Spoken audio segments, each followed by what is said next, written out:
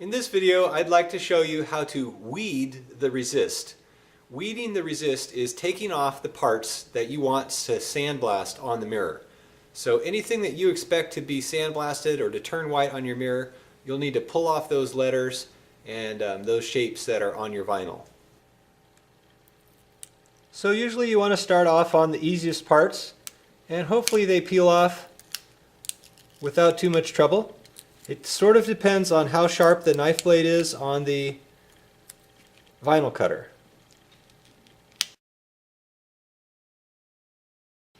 Some students just start peeling everything off without making a plan. You definitely need to figure out what parts need to be removed and which parts need to stay. If you pull something off that's supposed to be stay on there, you're going to have a lot of trouble because it's difficult to put things back. And I suggest starting on the most outer layer.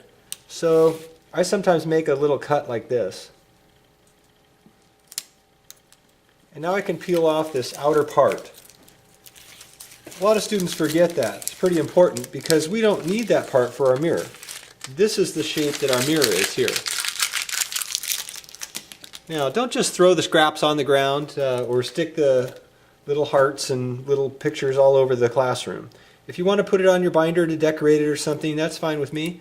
However, we don't want it stuck on the tables, the lockers, and the chairs and things like that.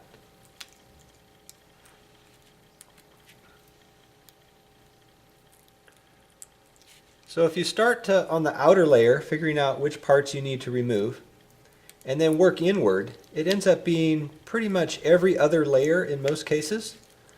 So I peeled off the outer part. I'm going to leave this part. The next part in was the hearts. I'll remove those. Inside of there is the orange solid part again. The next part I'm going to remove might be, say, a letter. So every other part is one way to look at it.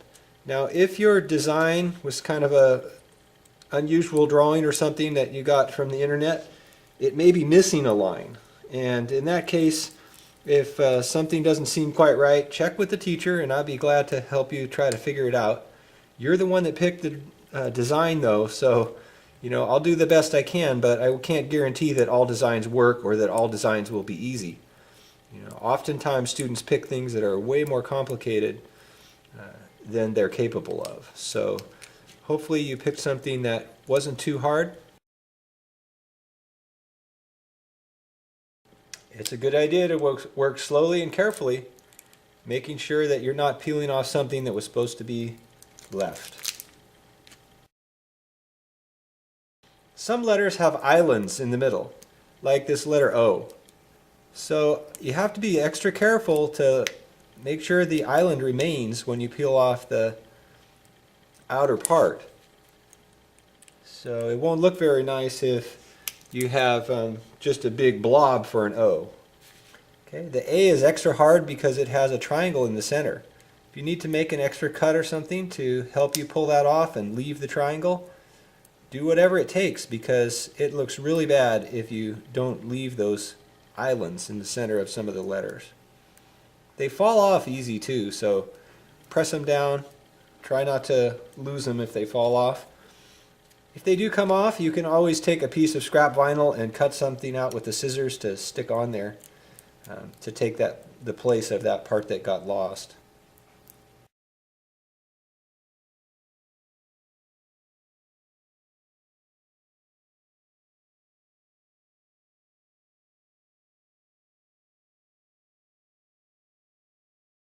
The purpose of the X-Acto knife is only to help you pull the pieces off that you want to remove from the vinyl stencil. You should not need to recut any lines on the vinyl.